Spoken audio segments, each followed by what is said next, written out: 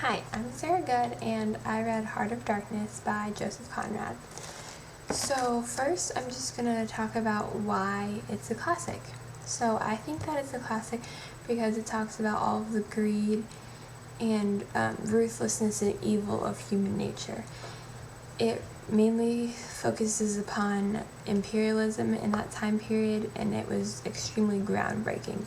At that time, in 1899, when it was published, no other author had ever written about the evil side of imperialism, how it affected the people that lived in those countries, not that it was just getting the resources. So it was a very an expose on imperialism. Now I'm going to be talking about how this book was relevant to our lives, past and present. It shows human nature to take ourselves out of evil things that are taking place. For example, Kurtz's last disciple, the Russian boy, kept saying how he was a simple man, he was only here for adventure, but in reality he was defending every single thing that Kurtz did, and it was justifying it, saying this is why it's okay, type of thing. And even though he tried to take himself out of it, saying I'm not the one that has the dirt on my hands, he realizes at a certain point that he's just as guilty as Kurtz is, because he's justifying what Kurtz has done. The other example of that is Marlowe, when he first arrives in the jungle and sees all of the people suffering in the shade and everything. He goes into the station and sees this man with really clean and pressed uniform. It says that Marlowe really admires this man for maintaining his humanity almost in the heart of darkness.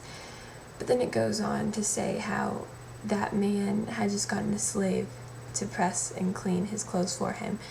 So I think the overall theme of that is just that you can't escape the evil when you're in the jungle. Like the greed and the evil, it's just going to envelop you whether you want it to or not.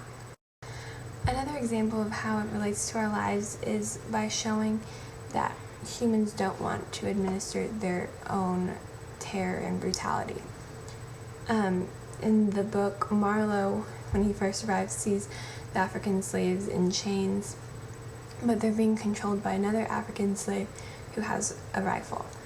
So in that sense, it's also like in Nazi Germany, when the capos were also concentration camp prisoners, but they were in charge of the forced labor. So while they were still prisoners, they were still in charge of the punishment. It's because humans don't want the dirt on their own hands. They want the pain and the brutality to be done, but they don't have to want to be the ones to do. Now I'm going to talk about some of the underlying themes that I think Conrad really wanted his readers to understand. The book's called Heart of Darkness, and all of the blue tabs are where Conrad mentioned the word darkness or heart of darkness, and essentially he means the jungle when he's saying that, but not the trees, the actual woods.